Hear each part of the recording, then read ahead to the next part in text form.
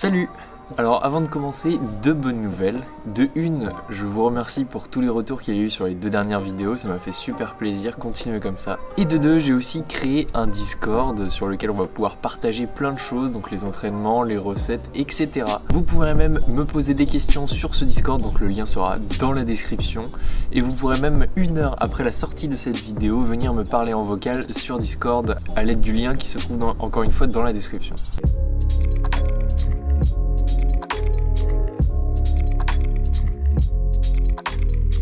Donc pour ceux qui me suivent depuis le début de la création de cette chaîne, effectivement, je me suis un peu reposé pendant 2 jours là pour faire une pause au niveau des vidéos. Et j'ai pris du recul et en fait je me suis dit que avant de vous parler de sport, avant de vous parler d'alimentation, etc., il faut de la motivation. Effectivement, si on n'est pas motivé, on peut pas faire de sport ou on peut pas bien s'alimenter. Si on n'est pas motivé, on peut pas atteindre ses objectifs. Alors tout simplement, au lieu de vous dire que vous êtes les meilleurs, même si c'est le cas, je vais vous donner les clés pour avoir cette motivation. Je me suis posé 2 secondes pendant les 2 jours de pause que je me suis donné et j'ai réfléchi à ce que c'était la motivation. J'en ai conclu qu'il faut 3 choses pour être motivé. Il faut avoir des objectifs, donc un ou plusieurs objectifs. Il faut qu'on puisse voir ses résultats. Et il faut avoir envie de les atteindre comme bon vous semble. Moi aussi, quand je suis dans mon lit, je veux plus jamais en ressortir parce qu'on sait qu'on va être obligé de faire quelque chose de chiant à côté qui va nous prendre beaucoup plus de temps que ce qu'on est en train de faire actuellement. Mais quand vous serez lancé dans ce que vous avez à faire, quand vous serez lancé dans votre séance de sport, vous serez dedans et le fait de réussir, de terminer cette séance, vous procurera un sentiment 10 fois plus fort que le sentiment qui s'appelle la flemme. Avant de réfléchir là-dessus, j'ai passé une partie de mon adolescence à tout remettre à plus tard, les choses qui étaient importantes mais pas trop, à tout repousser et à me donner des excuses pour me justifier auprès de moi-même. Parce que quand c'était nécessaire, je devais quand même les faire et au final, j'ai remarqué que je me faisais des montagnes de ce qui était en fait des tâches très simples. J'ai remarqué ça quand j'avais besoin d'être seul, quand j'avais besoin de me retrouver avec moi-même et quand je m'enfermais un petit peu dans mon monde. Et là, j'ai eu le déclic et je me suis dit... je vais faire les idées que j'ai eues directement après les avoir eues. Alors on va voir une chose avant pour rentrer dans votre tête.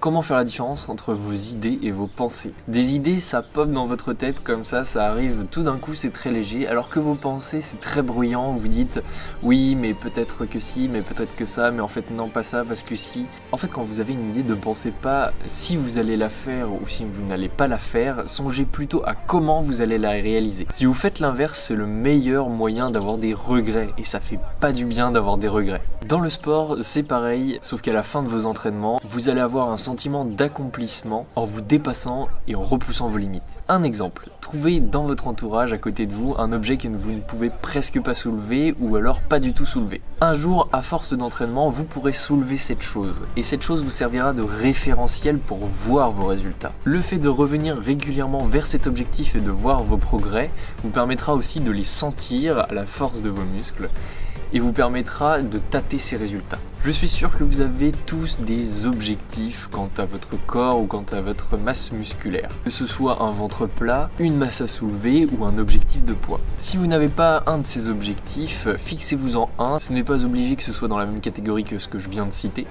Mais c'est très important d'en avoir un ou plusieurs. Fixez-vous des objectifs réalisables pour pouvoir progresser progressivement et pour pouvoir ne pas vous lasser au bout d'un certain temps parce que vous n'arrivez pas à atteindre vos objectifs. Faites-le comme bon vous semble et à votre rythme, c'est très important. Si vous faites du sport à plusieurs, ne tenez pas compte des rythmes des autres, chacun a son rythme. Et moi je vais pas faire le fier à me dire je fais plus de pompes que toi à un pote puisque je sais très bien que ce n'est pas le cas et si je le fais j'ai plus de risques de me blesser qu'autre chose. Respectez votre corps et évitez les blessures. En plus je sais que si je fais un concours de pompes, à la fin mes pompes vont être dégueu et ça sera même pas efficace sur l'entraînement. Forcément si vous faites votre sport à votre rythme mais que votre rythme est moins récurrent que quelqu'un qui va faire le même entraînement que vous, un rythme plus soutenu, vous allez atteindre vos objectifs moins vite que la personne qui va faire le même entraînement, mais de manière plus récurrente. Mais prenez votre temps, l'été n'est pas encore là. À partir de maintenant, vous êtes l'acteur de votre transformation, de l'évolution de votre physique et de l'évolution de votre mental. Donc vous avez le choix entre faire travailler vos abdos, vos triceps, vos biceps, vos fessiers, etc. ou de les laisser s'aplatir dans votre lit. Vous pouvez le faire et vous verrez que c'est moins éprouvant que à quoi vous pensez actuellement. Donc maintenant que vous avez les clés de cette motivation, foncez travailler et montrez-moi ça sur les réseaux sociaux. N'oubliez pas, le Discord est en description.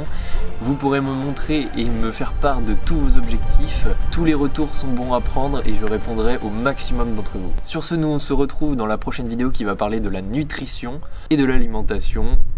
Ciao!